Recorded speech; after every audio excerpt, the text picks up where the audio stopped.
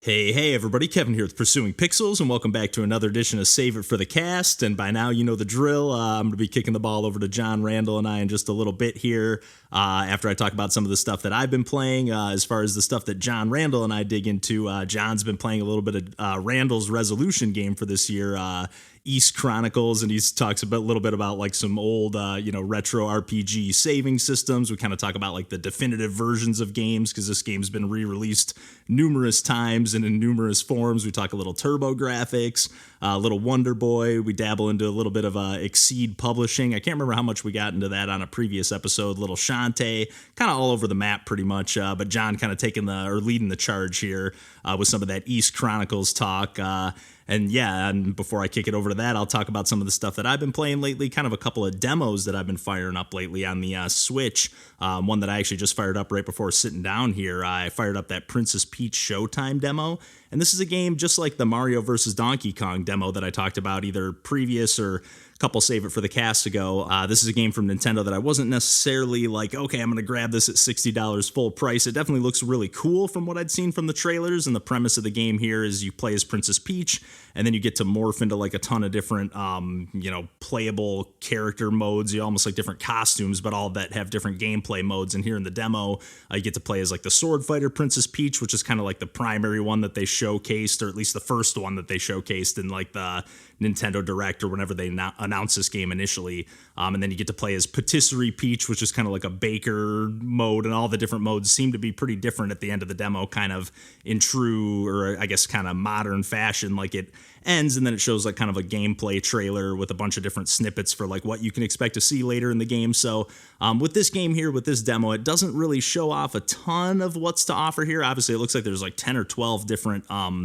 gameplay modes or costumes or whatever. And I will say that the sword fighting mode was pretty dang fun, like to the point where I was like, oh, I almost wish they like just leaned into this. And I thought this when they showed the game off initially too, like, and that's one thing that I'm a little bit worried about with this game is like, I wonder if like some of the modes are just going to be like a little bit too shallow, or if maybe all of them, maybe not shallow is not the right word, but just not fleshed out enough as they could be, to where it's just like, okay, like when I was playing the Baker mode, a little more so than the sword fighter mode, the one stage that they have for each mode here in the demo, or each, combat system, whatever you want to call it. I guess it's not really combat with the Patisserie Peach. You're more just kind of like button mashing. It's more like mini game style, where the previous one, and this is mostly like the gameplay is mostly side scrolling, and then again the previous one I meant meaning the sword fighting mode, it's more like kind of like a side scrolling beat 'em up. Like it's 2D perspective, you got a little bit of that 3D depth of field, although the like kind of mini boss or boss battle at the end of the first stage was more kind of in a 3D arena, if you will, which was pretty dang cool. I really am impressed with the presentation of the game.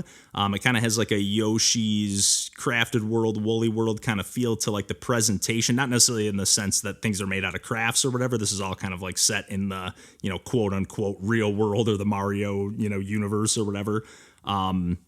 But I just really like how everything looks. Like the world's just so fully realized. You're kind of like, everything's taking place on a stage, and the hub world is kind of in this theater. It seems like you're just going to go kind of like, Mario 64 style. You're just going into all these different doors. And at first I was thinking it was just going to be one giant level kind of per gameplay mode or whatever, but it seems like it's going to be broken up where like each mode is like its own world, if you will, with individual stages, at least based on the demo here and the way it was broken up. So that was definitely pretty cool. I'm not going to necessarily grab it at $60 or even at like 30 or 40 necessarily, but it definitely is cool, and it's like a curiosity enough to where it's like, if down the line, I might end up adding it to my collection. And I'm definitely glad that Nintendo keeps up this tradition of like putting out some demos for the games that they've been releasing. And then not necessarily Nintendo here, but on the most recent Nintendo Direct that was kind of like their partner showcase thing, Devolver announced that Pepper Grinder was going to be coming to Switch at the end of this month here, this month being March. And they put a demo up like right at the time or at the end of the Nintendo Direct or whatever. And this is a game that I've been really anticipating for a while, just like a 2D side-scrolling pixel art platformer. I remember having seen this one on social media ages and ages ago, I think even long before Devolver had picked it up. or I shouldn't say long before, but before. And I, just saw like, okay, this is a game that I'm going to be looking forward to. And then once I saw that they had scooped it up, I definitely kind of like notched it up my radar. Not that I think that everything that Devolver does is amazing, but it's just kind of like, okay, this game is going to get the funding and backing that it needs. Or you know what I mean, to be like a fully fleshed out experience as opposed to maybe just like a smaller, shorter kind of thing. So, and that being said, I was very impressed with like the world map after you beat the first stage. And again, the pixel art's just top notch right at the very start of the game. There's like just so much extra like kind of like world building, like stuff that doesn't necessarily need to be in the game. Like there's one part at the end of the, I think, first stage where you're like, you don't even have to find this necessarily, but if you go over to this other area, you can like launch yourself out of this cannon. And then there's this like giant walking in the background, this like giant goopy cyclops looking creature. And again, the pixel art is just so unique. It's like that pixel art style where there's no real outlines to anything. So everything just looks kind of so fluid and seamless and kind of 8-bit, 16-bit, somewhere in between, almost like 12-bit, but like more detailed. I don't know how exactly to explain it, but just looks really cool. And then the core conceit of the gameplay here is like it's mostly a 2D side-scrolling platformer, but then you can burrow underground with your drill grinder kind of thing. It has a little bit of like a drill dozer flavor, although drill dozer, at least from what I recall playing that game on the Game Boy Advance, I don't recall being able to like burrow underground, and then you have like full 360-degree control of your movement with the joystick, and you just kind of there's some combat in there, and then you can actually boost when you're underground in that drill mode, so you can kind of like spring and launch yourself to make like a clear a gap that you maybe wouldn't be able to clear with just your regular jump. And there's just all sorts of like hidden secrets everywhere that you can burrow into this little notch in the rocks and then open up an extra little cavern or whatever, and find extra hidden gems and stuff like that. And just the gameplay just feels so fluid, so smooth, as does the visual presentation and everything like that. The soundtrack's really nice too. It's got like a nice mellow presentation, or a nice mellow like flavor to it. Although I will say like on the opening title screen, it's got these like chuggy kind of metal guitars. So I'm wondering if there's going to be some variety to the soundtrack there, but almost has like not quite to this level, because it's more, I was going to say Donkey Kong Country vibe to like some of like the more minimalist tracks from those games, but a little less melodic and a little more like in the background, but it just has a little bit of that mood, I guess, is kind of what I was looking to capture there with that comparison. And then another game that I wanted to give a shout out to that I played on a stream recently that just got announced that it's coming to Switch at the end of this month here as well, is this game called Attack of the Karens. And this is a game that the developer was kind enough to send our way a long time ago, and I'd been meaning to fire this one up for ages. It was like kind of like right at the time that I was moving and getting situated, like before I started moving. And then like I was like, okay, once I get set up and get my streaming set up back up, so now that I'm back up and running, this is one of the first ones I wanted to get back to. And I really love the presentation of this game. It's got this like purple and white and green kind of aesthetic, very minimal green or like yellow, or maybe just like a muted off-white kind of color to it, but it's like got like a Game Boy kind of flavor to it, a lot of like dithering to the pixel art that I really like, and it's just got such a great sense of humor. You just play, it's a roguelite shoot 'em up where you can get unlocks and upgrades along the way. Not super grindy, a little bit of that, is baked into the, core conceit of the way the game's broken up. But I've only played a handful of runs, maybe like 5 or 6. I did whatever I did on the stream, plus a few more before and a few more after that. And I've already unlocked a pretty good amount of things where you're just like, leveling up your ship's health and power and shooting speed. And there's a few different abilities you can even buy and upgrade, which I haven't bought just yet, but I've still been able to take down a couple of the bosses. And I just, again, I love all the voice acting, the presentation, just, a game that really kind of like leans into a cheeky sense of humor, but like sometimes, or I should say a lot of times, that really doesn't land for me. And I was a little bit worried that might not land with this one. But it really is pretty dang hilarious. And the gameplay is really fun. There's some really cool bullet patterns. It's very much like a bullet hell. You play as this tiny little ship, and you can get all these little, different like upgrades and buffs and different like things that'll orbit around your character for different upgrades to either heal you or launch different bullet patterns and extra shots at your enemies and stuff like that. And it's just, again, like the sense of humor, the originality to the bullet patterns, and just the energy to this game is something that it's very much its own thing. And I'm really pumped that it's coming to Switch, because this is one that when I was streaming it, I was playing it on PC here, and any game that I really end up enjoying during a stream, if it ends up coming to Switch, I try to snag it because I'm like, I just know I'm going to play more of it here, whether it's a campaign that I've already played all the way through, or, better yet, with something like this, it's kind of more of an arcadey thing. I definitely haven't beaten it. I haven't grinded too much towards the unlock, so I'm like, you know what, I'm just going to wait at this point and scoop this up when it comes out on Switch here soon. So, yeah, I've played a whole bunch of other great games lately during streams, but I'm going to leave it there for the intro on the semi-short and sweet side, and kick it over to John, Randall, and I here for the rest of the episode, and yeah, a bunch more video games chit-chat from here. But yeah, as always, we'll catch you next week, and until then, take care.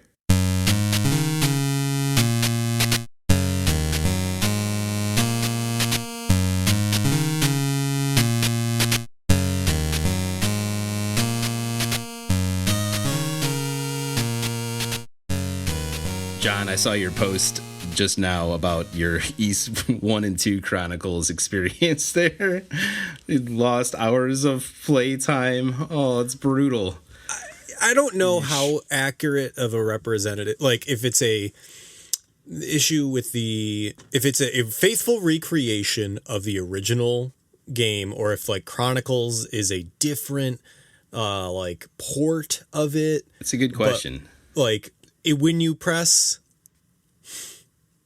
what buttons do you press to save in that game?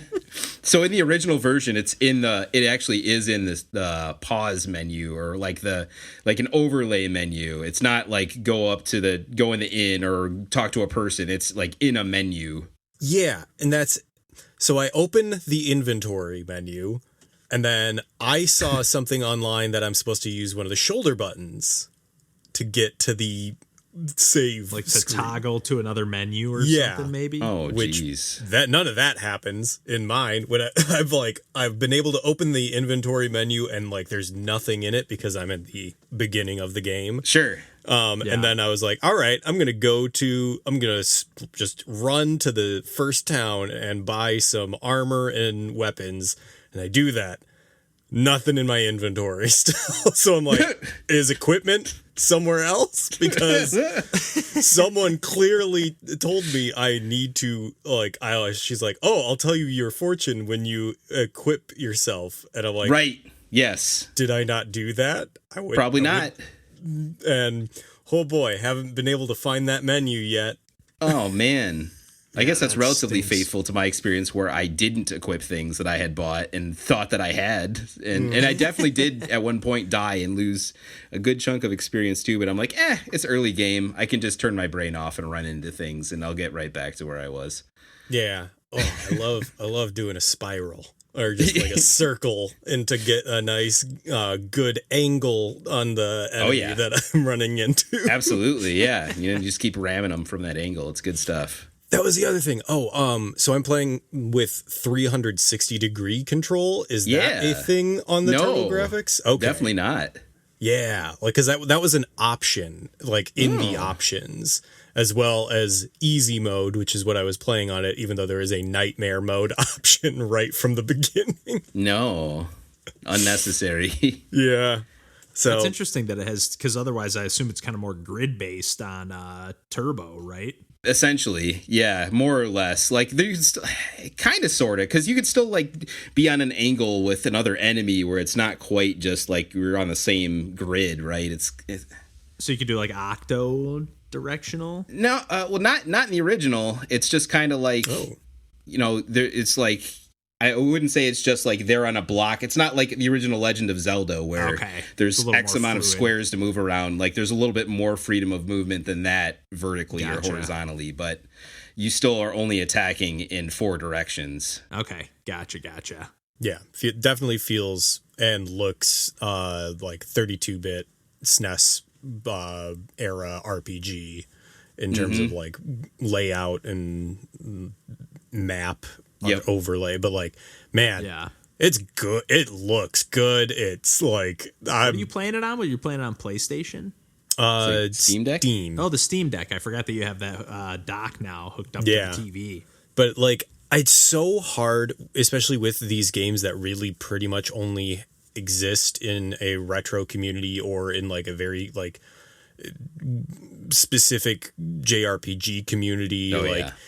I have no idea what any of the differences are between any of the versions, because from what I can tell, my version is you can play it in two different modes, even that are from like the 2000s. So like there's a 2001 mode and then there's a 2009 mode. And I have no idea what the difference between those two are, but like, I'm sure that there are people who love these games and are very adamant about which one is the definitive mode. Yeah, that it came out on PSP, the Ys 1 and 2 Chronicles, and if they say 2001 mode, it must have came out on like PlayStation 2 or something.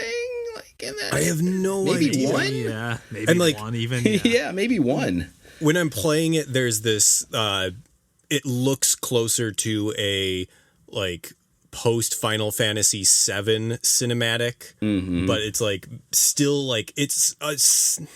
It might be hand animated with some 3D elements in it. It's got like so many like layers of like low fidelity like imaging, like that it's kind of too blurry to even tell what quality it was originally recorded at. Oh yeah, man, if there's a lossless version of that, like those cinematics, that would be really interesting to see. I'd like to watch those now. After I complete this, I'm probably going to go back and watch those on YouTube. I'd like to see those. But it's so weird. Like I start like my impulse for a lot of those games is to just like skip over it. But like now that like I'm kind of approaching it from a historical viewpoint or whatever. I'm like, no, I want to see what they were like. Hey, this animation is going to do a lot of like visual storytelling that this game just didn't do. Yeah. So we need to do it. I don't know. It was so weird. It was so like no words, no context, just like images over music. And like, okay, so they were very faithful then to the original version on TurboGrafx CD from 89, 90. Maybe that is just the same thing. Just kind of cleaned up a little bit or something. Yeah. Yep. Oh, that's sick. That's just reimagined. So cool.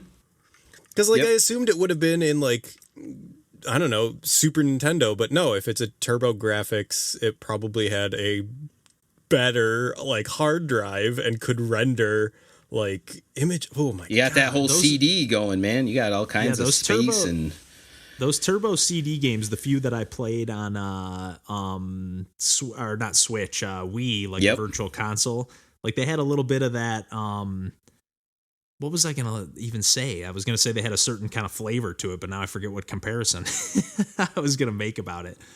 And then like a thing that I really liked that I'd never seen before in like this era of JRPG or whatever is like when you would talk to groups of NPCs and it would just show up as like a splash screen with like some really nice, looked like hand-drawn art that they had just like then pixelated, like scanning it into the game. And it's like, wow, this looks nice. This is a good way to do dialogue trees for like a small group of people that you don't need to go up to each individual character and talk to them. Yes. And like you just get this nice little hand-drawn scene of them like lounging at the bar. Yes. And then you can talk to each one of them and they might have a different quest or say, hey, like I lost this thing. Could you find it? And then once you do find it for them, then their dialogue updates and, there's some stuff there too. It's not static, which is cool. I don't know. Like it's something that I could definitely see a game now doing a lot more streamlined. Oh, yeah. Like, I feel like someone could make an indie Ys and it would be an incredible game. Yeah, I agree. I would love to see it. I think the comparison I was looking to make is like those games kind of reminded me of like what I'm assuming Nintendo hoped like they could have done with like the CDI, like where like the cool cutscenes, like hand animated, like anime. Oh style. my god, 100%. Played like Dynastic Hero. Yeah. Absolutely. Which was the Wonder Boy and Monster World, yes. I think. Correct. Remake? I forget what the name of those games are, but I think that's the one. Yeah, I think you're right. 4. Or no, 3. I think it's 3. Because 4 is the one with Asha. Correct. Or whatever. That game had some cool like kind of anime visuals and a great soundtrack with that CD soundtrack. Just so good. So good. Oh yeah. all made by the system too. I love the sound of the turbo. What is XSEED? Because I forgot that was the developer until it like showed up on my screen, and I was like, oh yeah, what did XSEED do? Lots of stuff. I was gonna say, are they? I don't know if they're a developer or a publisher. I remember seeing them a lot on like the bottom corner of a lot of like PS1 games. Oh yeah, particular. PS1, PSP. A lot of like really Japanese like a lot of RPGs and like shoot 'em up. Wild Arms. Oh yeah. Wild Arms. Okay, I didn't know that one. I thought that was a Sony game for some reason. Rune Factory too. Yep. Oh dang. They did the Rune Factory series. Yep. I didn't know that. Did they still do that? This is their publishing. Yeah, so they were a publisher primarily. Okay. Yeah. Okay. Looks like E7, East 1 and 2 Chronicles. So weird. Yeah. Oh, did they do all of the Trails, or is it just one of the Trails? Oh yeah, some of those Trails games came out on Wii, and XSEED was the publisher then too. I remember that. Trails. Yeah, Trails of Trails in the Sky. Yes. Legend of Heroes, Trails in the Sky. Yes. Oh, they did Earth Defense Force. Hell yes. Then Trails of Cold Steel. Yeah, they got a nice catalog there. Ooh, I like how Little this King East Chronicles Story looks. This looks nice. Which one, Randall? I'm just looking at some of the screenshots from East Chronicles, and I just like how it looks. Oh yeah. Oh, they did a Shantae story. too. Yeah. Speaking of Wii, I forgot about Little King's Story. Oh, speaking of Shantae, did you guys see they're like remaking or making that Shantae like Game Boy Advance game that they apparently were making and never made, and now they're making it? 100%. Yes. About that. Yeah. I will be getting that. They did do Daemon Ex Machina too. Okay, I thought that was it. Nice. And Travis Strikes Again, No More Heroes. Dang. Okay. They've got their niche. And the remakes of the No More Heroes or re-releases they did. They're giving us our offbeat Japanese, like action or RPGs. Yeah, action. Freedom RPGs Planet otherwise. 2. Oh, nice. Upcoming release. Freedom Planet. Yeah, the Sonic offshoot indie. Yeah. You like it a lot with a lilac character, purple cat Sonic person.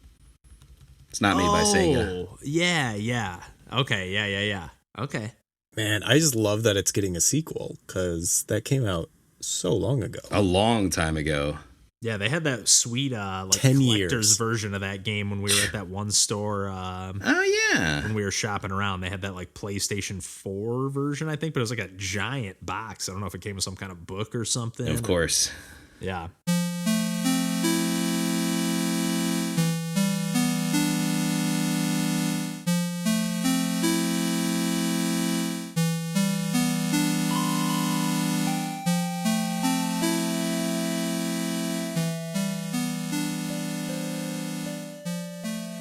What do we want to chat about for tonight?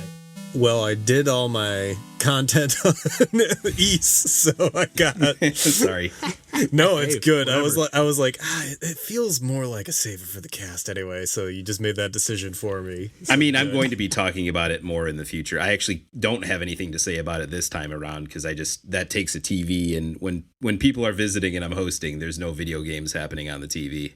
Yeah, totally.